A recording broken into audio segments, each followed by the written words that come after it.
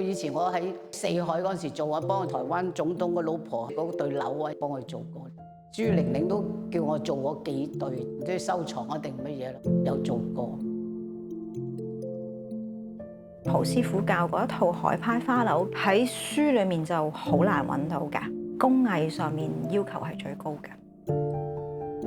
海派即係話出自上海師傅嘅工藝，同廣東嗰啲樓比較咧，我哋嗰啲靚啲，有多塞棉花嘅。我哋個60年代學師咧，就企喺旁邊睇師傅嘅，又冇碌屎，全部喺度自己咁記。佢本身個教學系統係對學習花樓嚟講，成個 system 係好完整嘅。13歲就出嚟學師，咁啊到而家都73歲，一邊做一邊照顧啲細路仔。而家我開班教人都教咗成20年，我個責任要堅持做落去，傳承落去，等多人認識啊呢個手工藝。做樓同做人要有堅持。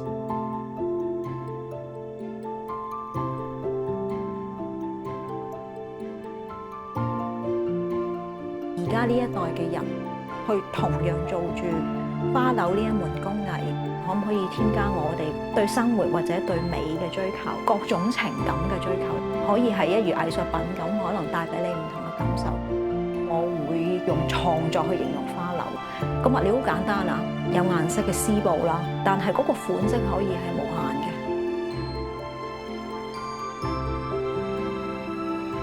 離開咗件衫，將佢獨立咁去睇佢咧，可以發揮嘅空間又大好多咯。佢係我人生上面一個契機嚟嘅。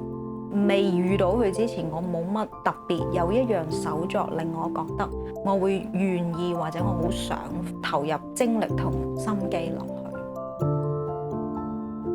花樓係難得一個技術，一個 art form 係之前從來冇人做過嘅。唔係傳統嘅花樓咧，所做出嚟嘅嘢都係新。我哋有冇辦法用呢一個技術去行一條新嘅路出嚟？